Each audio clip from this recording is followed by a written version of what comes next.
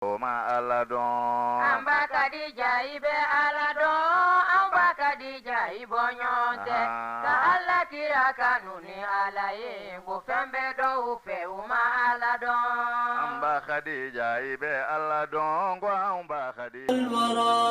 تعداد حبات الرمال وأكثرا. Bonjour à vous chers fidèles téléspectateurs et merci de nous avoir rejoints pour votre émission culinaire Guatelema.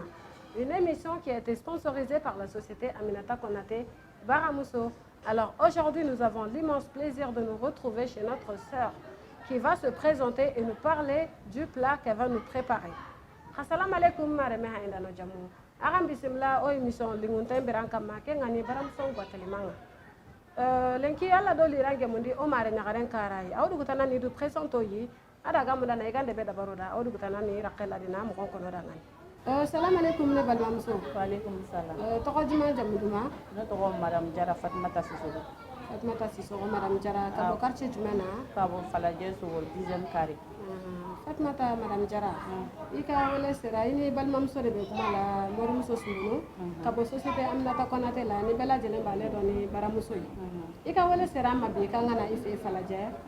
donc a jara ni vraiment abenama donc iya wala nta do ibina femindla ka neira ne ni en fleba ka jamawla mbe fe iki dade do la ko ni foli ka ne don bonem na midla binem na baramuso mo ko chekere dila baramuso mo ko cheke a ci en la o ko ni o da mu da en ko wa abe to bi lafiya fe na kon nana ko sobe aywa madame jara ne fe ka don pour que ki ka cheke du mamba indla e mako be se ke femino ma iku wirana don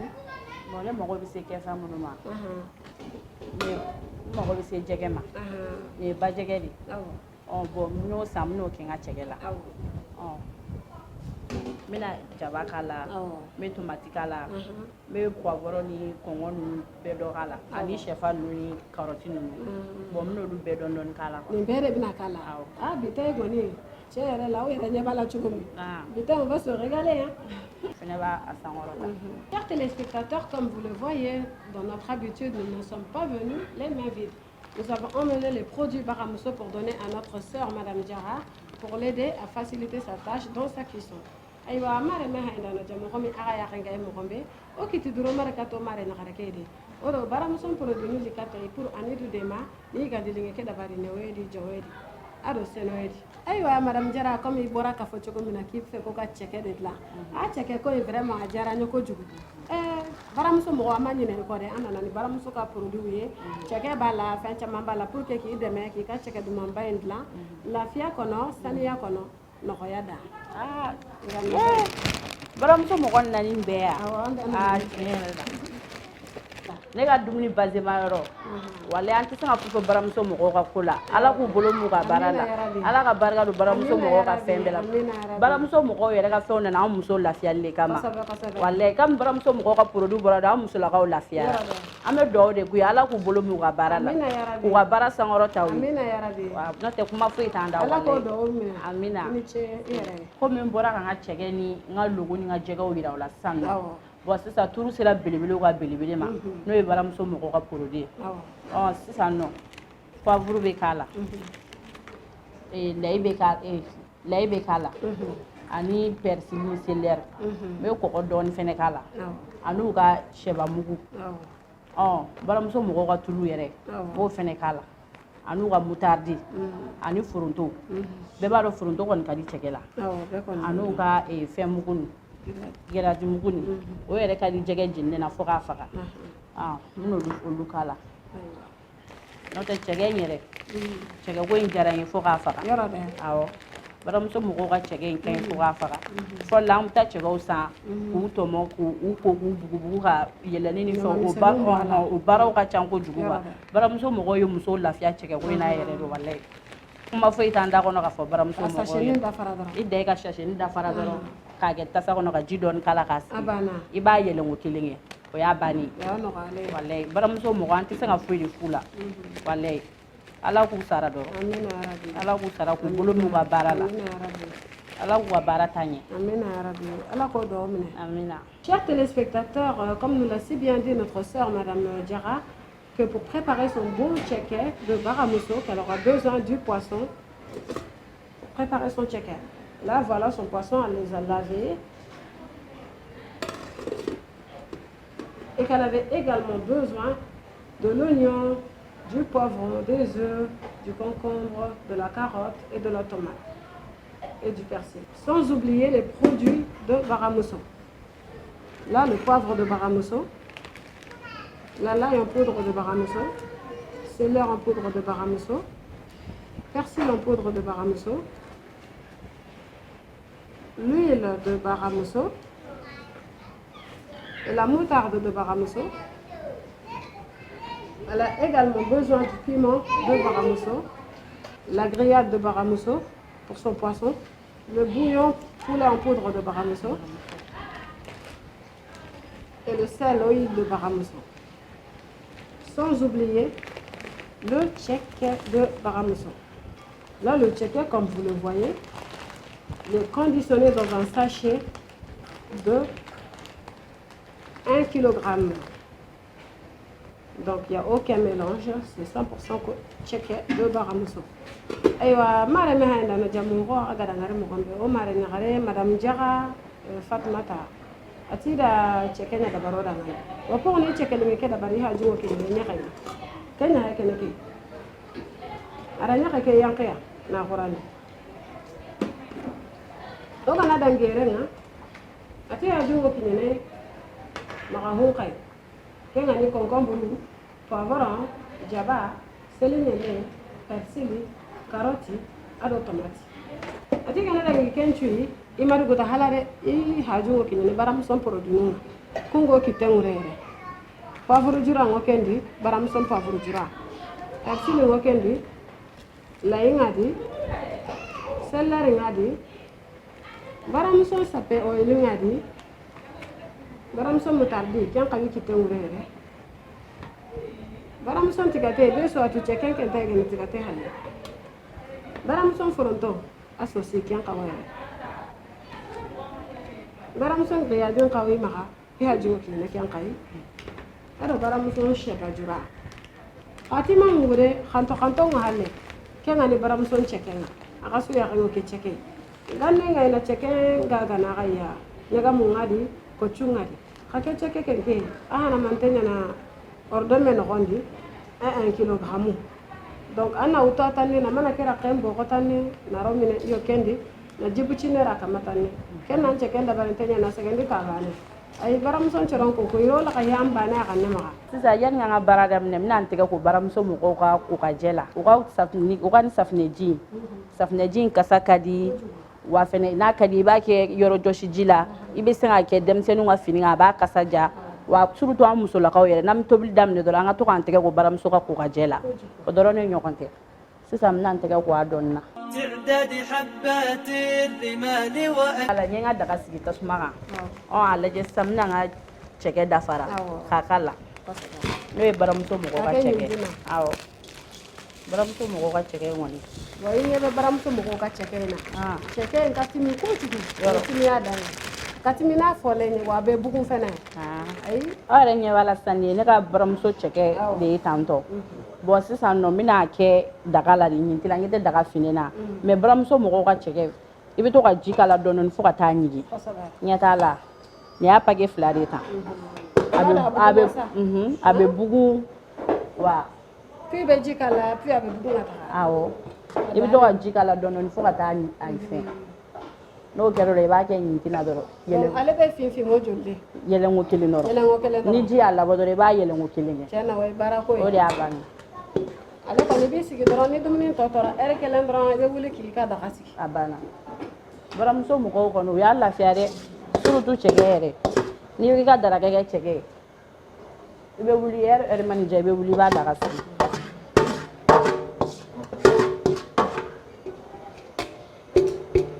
tasuma sanfɛ a bɛ ka fin yan'o ka mɔ min ka jɛgɛ marine ni baramuso mɔgɔw ka fɛn ni baramuso mɔgɔw ka poivre de baramuso mɔgɔw ka poivre a bɛ kɛ fɛn caman na dɛ n'i y'a kɛ nan na a bɛ nan timiya wa n'i y'a kɛ i ka marine ni fɛn ninnu fɛn na a b'olu ɲɛ surtout jɛgɛ ni sogo ninnu i b'a k'olu la wa a ka di an ka nanw fɛnɛ na Ale filɛ nin ye n'i y'a kɛ ka dumuni na hali ni appétit t'i la i bɛ appétit sɔrɔ. A bɛ appétit sɔrɔ. Buba de b'a la. Bon ni baramuso mɔgɔw ka persil. Ɔ u ka persil yɛrɛ filɛ nin ye o fɛnɛ ka ɲi dɛ. O yɛrɛ ka di an ka jɛgɛw la cogo min na. Kasa tigɛla ɲuman. A bɛ jɛgɛ kasa tigɛ yɔrɔnin kelen. Ni baramuso mɔgɔw ka céleri fɛnɛ. Bon olu ka céleri in fɛnɛ filɛ a céleri fɛnɛ kasa ka di dɛ. A kasa ka di hali n'an bɛ minnu ja tile la yen. I bɛ nin san dɔrɔn k'a mugu bil'i kɛrɛfɛ. A bɛ kɔni n'i y'a ko n'i y'a susu o si t'a la. Dilannen bannen sanuya la. Bon ni baramuso mɔgɔw ka layi u ka layi fɛnɛ a kasa ka di a n'an ka layi bɛɛ ye kelen an bɛ layi min san tantɔ k'a susu a kasa ka di fo k'a faga n'o yɛrɛ bɛɛ bɛ taa. A wari man ca yɛrɛ a wari man ca yɛrɛ dɔrɔmɛ 5 dɔrɔn a b'i ka dumuni kasa ja wa a bɛ gu d'a ma n'u y'u ka sɛba baramuso mɔgɔw ka sɛba in fɛnɛ o bɛ kɛ dumuni bɛɛ de la nafaba de b'a la dɛ n'i y'a kɛ dumuni o dumuni na a b'i ka dumuni sankɔrɔta. Bon n'u ka kɔgɔ fɛnɛ baramuso mɔgɔw ka kɔgɔ a kɔgɔ ka ɲi nɔ n fɛnɛ baramuso mɔgɔw ka mutardi in filɛ a ka di fo k'a faga i mana kɛ dumuni o dumuni na surtout an ka sauce vinaigrette ninnu yɛrɛ n'an bɛ salati ni fɛnw dilan a ka d'olu la trop ne yɛrɛ filɛ n'a bɛ ne bolo ne bɛ to ka n bolo de kala ka fɛn k'a ni jɔsi n da kɔnɔ. Baramuso mutardi ko kɔni diya dan de. Baramuso mɔgɔw ka mutardi u ka mutardi ka di dɛ. A ja ko kuma tɛ se ka fɔ ka ban. A tɛ se ka fɔ ka ban. Bon ni y'u ka tulu fɛnɛ minnu ka tulu dɔɔni k'a la u ka tulu in yɛrɛ o dilannen don n'an ka fɛnw ye yan nɔ an yɛrɛ ka fɛn dilannenw awɔ. I ka tulu gɛrɛgɛrɛ de don ɲagami fosi de t'a la. Ɲagami foyi t'a la bon a fɛnw bɛɛ kɛlen filɛ nin ye a la n bɛna n'a mélanger ka ani n ka jɛgɛ don ɲɔgɔn na. Awɔ. Bon u ka nin giriyadi mugu in fɛnɛ min filɛ nin ye i mana nin k'i ka jɛgɛ yɛrɛ la a ka d'a bɛɛ la surtout sɛ a bɛ kɛ nin bɛɛ de la a b'u bɛɛ ja. Giriyadi baramuso in kɔni ale nafa tɛ fɔ ka ban. A nafa tɛ se ka fɔ dɛ. Ale bɛ kɛ fɛn yirantaw la a bɛ kɛ sogo jeninen na a bɛ k'a bɛɛ de la a bɛ kɛ jɛgɛ la a bɛ kɛ fɛn caman na brochette kɛrɛfɛ tɛ. Parce que a kɛlen ka musolakaw lafiya toro.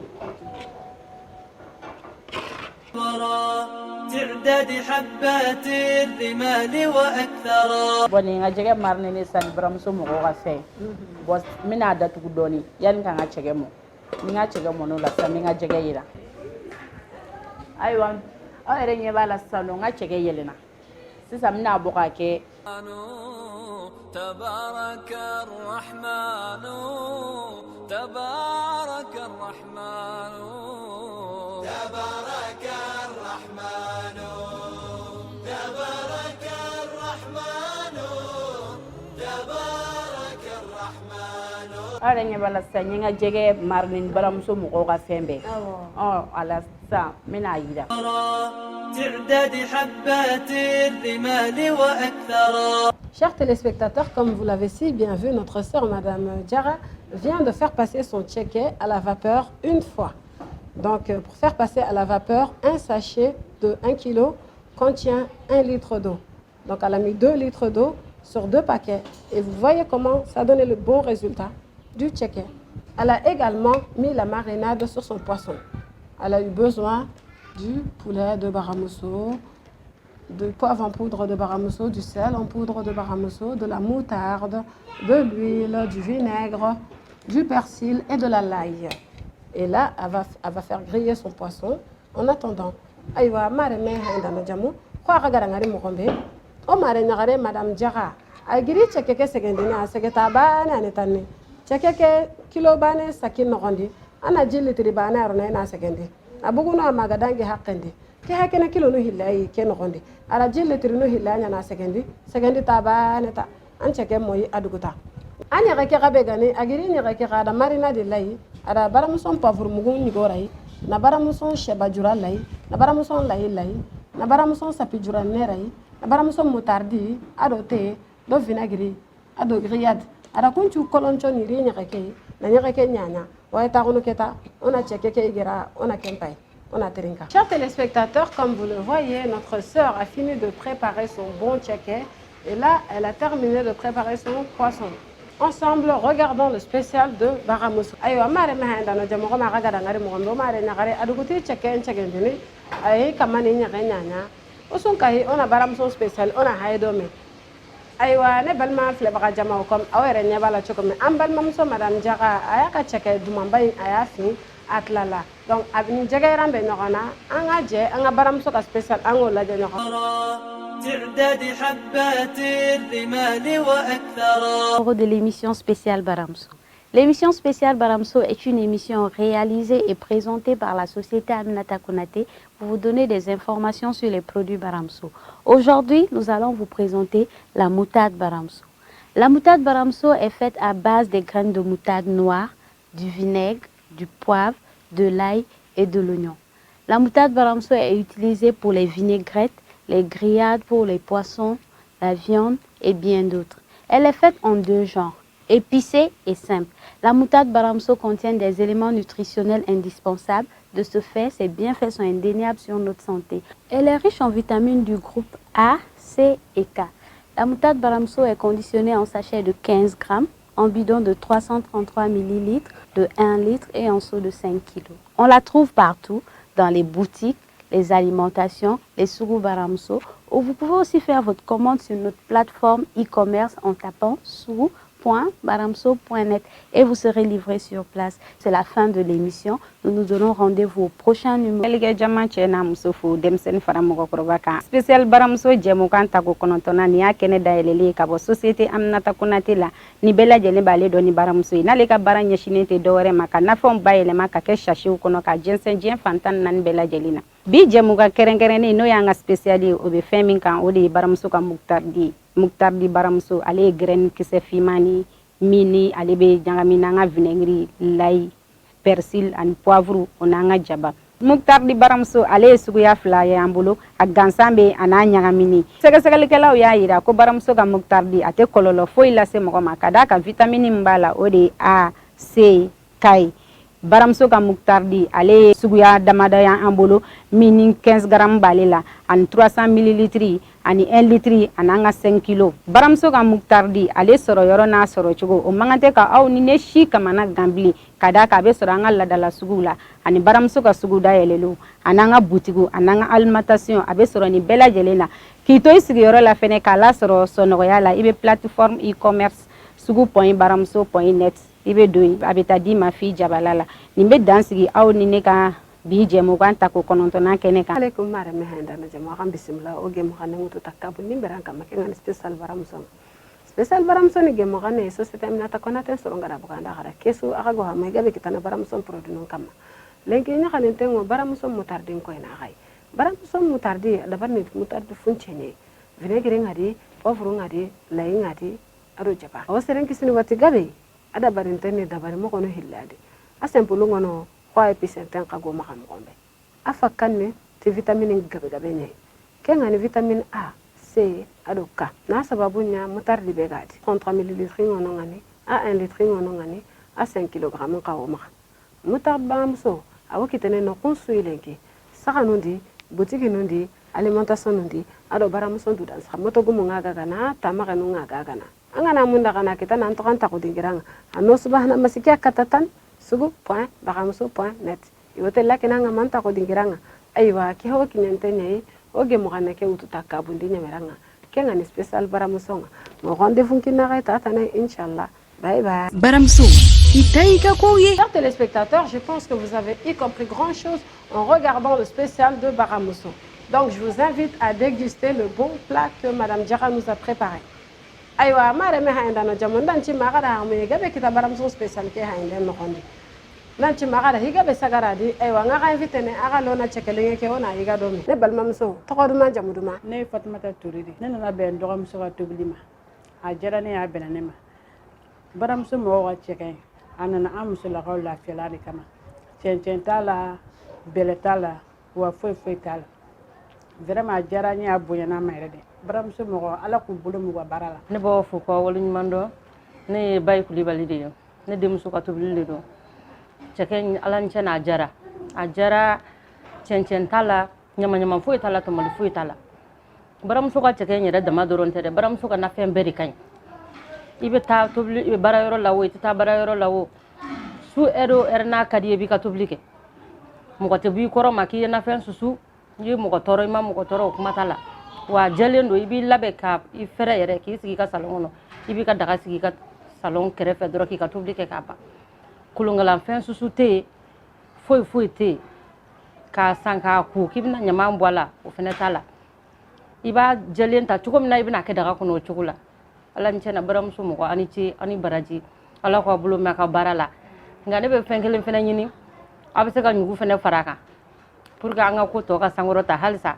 parce que amal labe ka nga fonke ka anga mani manu berike baram so de bo be sangorota e be fene me fenkelen fene fo musonye u ka bulu kuna ka fotange baram so be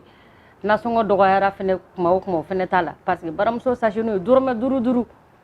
ni tarani ke me sugula ini kana fen complet chama mbe sorala o kuma de do ka fo mbalma muso nyana ka fo musula ko benyana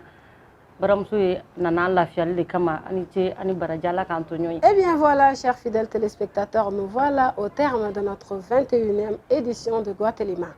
Je vous donne rendez-vous avec grand plaisir la semaine prochaine sur cette même chaîne, même heure. Aywa, mare meha enda no jamu ke ha okinyantenya oge muganengu tuta tampile do banandi nyemeranga. Bara musong Guatelimanga. Aywa, on rendez-vous kinara ke chaîne banane kama eri banane ke la semaine prochaine. Bye bye. يا خير الورى تعداد حبات الرمال وأكثر ala kira kanuni alaye wa fembe do fe o ma ala don amba kadija ibe ala don amba kadija ibonyonte ka ala kira kanuni alaye go fembe do fe uma ala don